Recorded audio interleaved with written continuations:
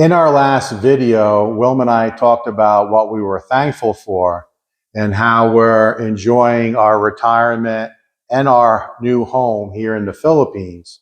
However, sometimes it feels like we're walking through a minefield.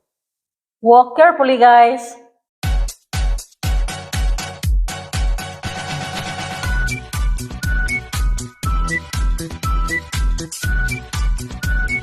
So just because Wilma and I are enjoying our retirement, and of course we're enjoying our home, doesn't mean that there's not issues here.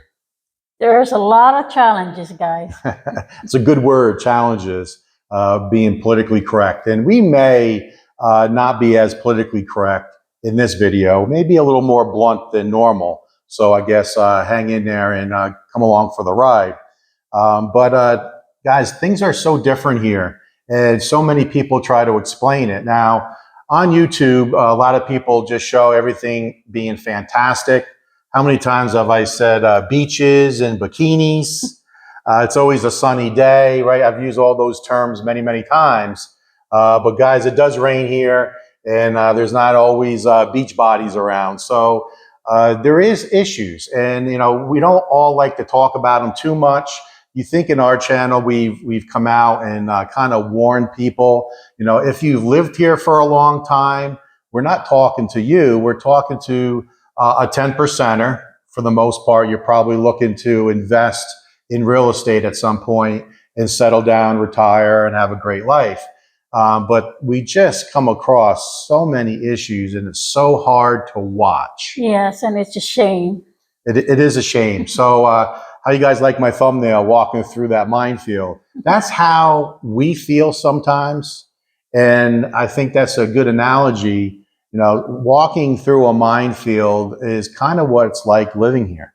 It is.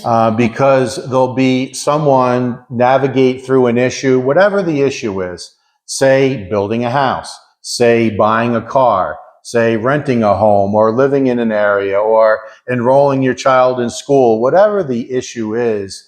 You know, some people get through it without any issues. Some people have major issues.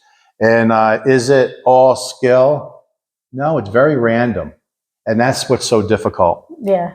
So walking through a minefield, you know, one person can go through that minefield and not step on a mine. And then the next person takes 3 steps and pow, it's all over. So it's very, very random. So the first thing I want to try to say is if you think you're going to come from your Western country and drop in here by parachute and not have any issues because of XYZ or a businessman, you went to Harvard, you're an attorney, you're an educated person, you have street smarts, whatever the case may be.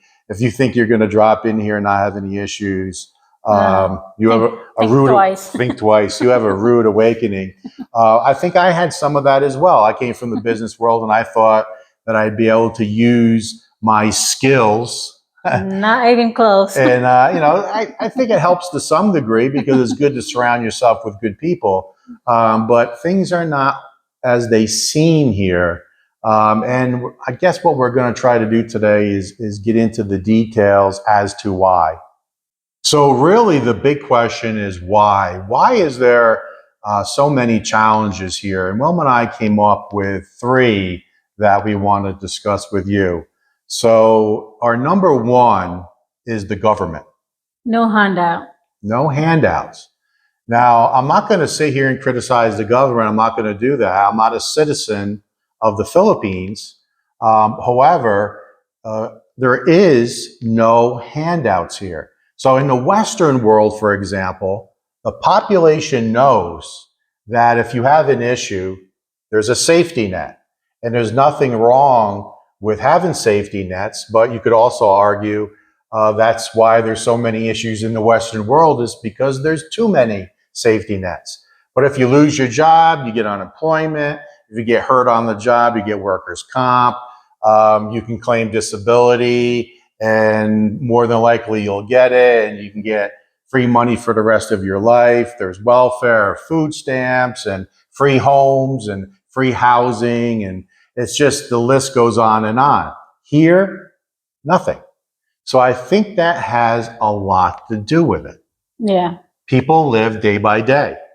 definitely. And it's hard to watch, but unfortunately, the vast majority of the population here, 80–90% of the population, live week by week or even more day by day. And let me explain that. Many businesses here. Now, we're building the Philippines, so we are always leaning towards building homes because that's what our channel is about. Almost all contractors pay weekly. The work week is Monday through Saturday with pay on Saturday. But they don't just pay on Saturday. They also do cash advance on Wednesdays. What's the reason for that? The employees are out of money for whatever reason. And there is just that program of cash advance. So some people would say, again, the ones parachuting in would say, oh, I wouldn't do that. I would just pay monthly, or I would just pay biweekly or pay weekly. No. Well, you wouldn't have any employees. No. Because they're going to go to another build that does have cash advance. That's how it works here, guys. And again, people that's been here a long time already know that. I'm talking to the folks that are considering moving to the Philippines. So for whatever reason, there is just no handouts here. So I think that has a lot to do with it. So the population, a percentage of that population, again, walking through a minefield, has said, I have to scam people. I have to try to separate you from your money because I know there's no assistance. So is that right? Of course not. But unfortunately, it's the truth. Okay, next up is education. And this is a big one for me. Wilma and I have had a lot of conversation about this. And we have a lot to say, and we're going to talk a little bit about that on this video. Unfortunately, again, our opinions, there's lack of education. I want to give you some specific examples. So there's a family, a Filipino family that we know that we're friends with. They have 4 children. And one of the children is 13 years old, a girl. And with me getting to know those people, I always would say, I want to sit down and have a conversation with the kids because I enjoy doing that. So the other kids all said, there was one child older, 2 younger, and they said, oh, talk to the 13-year-old, happens to be a girl, because she's the smartest girl in the school and she speaks very good English because English is taught here in the Philippines. Yes. But it's basic English, and sometimes it's hard to have a conversation with someone here because the English is very broken. I can't speak Messiah, so I'm not criticizing. I'm just saying just the way it is. So this child's 13, supposed to be very intelligent, sure she is, and speaks really good English. That was what the family said. So I said, fantastic. So we've known this family for a long time. So early on, I sat down when I first moved here and I started having conversations, and Wilma was right there with this 13-year-old, and I enjoyed it. And I got to talk about, how you're doing in school and what your favorite subjects. And she said English. And, what do you do during the day and what's your hobbies and things like that. Just general conversation. And this was in Leyte, by the way. And, probably the reason why I did that, it wasn't a lot of people who spoke English in Leyte, No. at least in her barangay. So I was really searching out people who could speak English, and I found one in this 13-year-old. So then I just started getting to know her a little bit better. And what we would do is usually in the evenings around dinner time, and we would invite her over to Wilma's house and have dinner with us. And the mom and dad was right there, and we would just have this general conversation. So I was talking to this girl, and I started asking her more in-depth questions. One, when she got more comfortable talking to me, and 2, I was pushing the envelope a little bit. So I was talking to her and just asking her some general questions, and she couldn't really answer the question. So I was asking things like this, and you'll remember this. Yeah. I was like, how many days in a week? And she would sit there and go, And she would have a real hard time answering the question. So then I would say things like, how many minutes in an hour, or how many seconds in a minute? Just general questions. She could not answer any of those questions. Now, is that representative of all the Philippines? No. But it's an example of this one family who said, family of 4 children, this was the brightest pupil, and had struggle answering basic, simple questions. Yeah. So I think lack of education is an issue here in the Philippines. I have another story. We, very close to this house, invited to a native home for a fiesta. And it was very busy. There was a lot of people coming in and out. And Wilma and I came, we brought a cake, remember? Yes. We brought a cake, and we sat there and, talking with some people. And again, very few people spoke English. So it was very difficult for me to enjoy myself. But there was 2 ladies, I'm going to say 30 years old, sitting there. And I could see that they wanted to have a conversation with me because they kept talking. So I said to Wilma, I said, I'm going to go talk to those ladies. And they happened to be school teachers in the area. Remember this? English. One was an School English teacher. So I said, how are you? Introduced myself and introduced Wilma, and, talked about what do you do for a living? And they said, well, we're school teachers in the area. And I said, what subject do you teach? And one said, I think it was history, Philippine history, and then one was English. So this teacher was teaching English to the pupils of the school. Well, that person could not have a conversation with me. The English was so bad that there was basically no sentences whatsoever, very broken English. And this is a school teacher teaching English to children. So again, that's just another example of where I think there's a lot of challenges here. And again, I'm not criticizing teachers, guys. I'm trying to just enlighten people as to why, and we're trying to figure out why there's so many issues here in the Philippines. We're seeing all these foreigners move here and just getting just absolutely scammed out of their retirement dollars. And it has nothing to do with building homes sometimes. Just going to the market and buying food is sometimes a challenge. Where Wilma and I often will go, and I'll like, I'm going to go with you this time. We'll see what the prices are. And then the next time she goes to the same stall as just a Filipino, and the prices are different. It happens all the time. Now, again, does that happen in every market? No, there's markets where if I'm there, we get the normal price as well. Again, it's a minefield. You just don't know.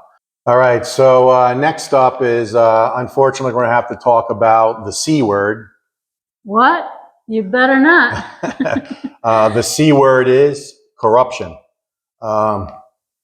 Sad to say, it does happen here. There's businesses that have figured out that they can do things within their business, meaning getting certain attorneys, getting officials on their side, bribery, and it's very hard to sue that person and get your money back. So just some general information. We know at least guys, 20 people who have been scammed out of at least 1 million pesos or more. And more than likely, they're not going to get their money back. In fact, we know of only one person who got some of their money back. And then the other 19 have filed cases, and it just ends. It goes nowhere. Yes, unfortunately, it seems like there's no justice here for foreigners. Yeah. And it can be Filipino against foreigner, or foreigner against foreigner. It really doesn't matter. If that person is the C word, then they get away with it. And it does happen. And again, this is not unique to the Philippines. There's corruption all over the world. But we're talking about the Philippines. So it's very unfortunate. Again, it's a minefield. So again, you may use a certain vendor for an item and it comes out perfect. And then the next person, it's a disaster. So consistency is definitely an issue. Big issue, sir. Now, there is another topic that I do want to discuss, and it's the person who gets scammed or taken advantage of, and they don't even realize it. And that could be us. Yeah. Right? I mean, we built a home, we paid so much money, and at any point in time, there was a lot of vendors coming in and out, some that we hired directly, some was affiliated with the contractor. Were we ever taken advantage of and we don't know it? Were we overcharged for something and we don't know it? Possibly. And we've seen that. We've seen friends of ours enter into an agreement and we see that they're getting overcharged. And it's very difficult for us to jump in and say, hey, I think you need to take a look at that, because you really have to be a close friend to be able to do that.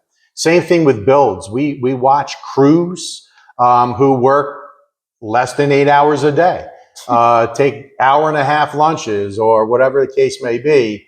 If there's people on site, working very hard.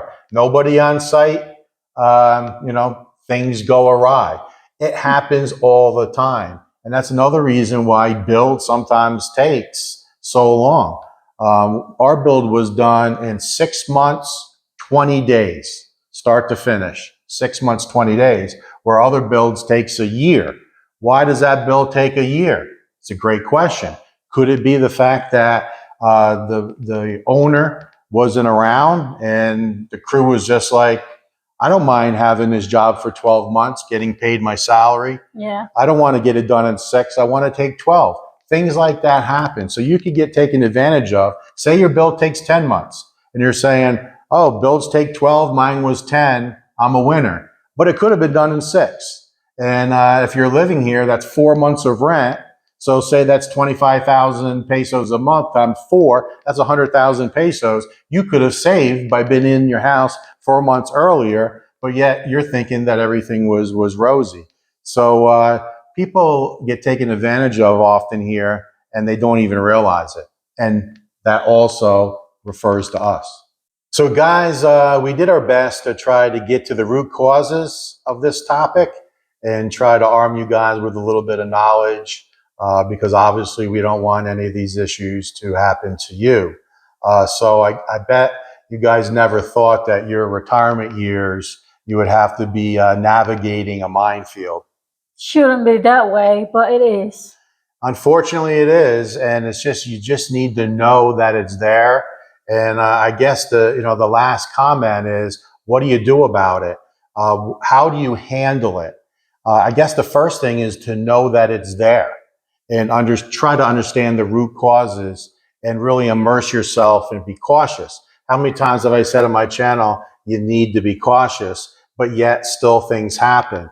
So you just have to go into it with open eyes, be aware, have eyes in the back of your head, and really just take your time with things. And even then, there can be challenges. So I hope this video was helpful to you. Very interested to hear about your comments. Anyone who has dealt with this, being here in the Philippines for many years, give us a comment on your stories. And thanks for watching.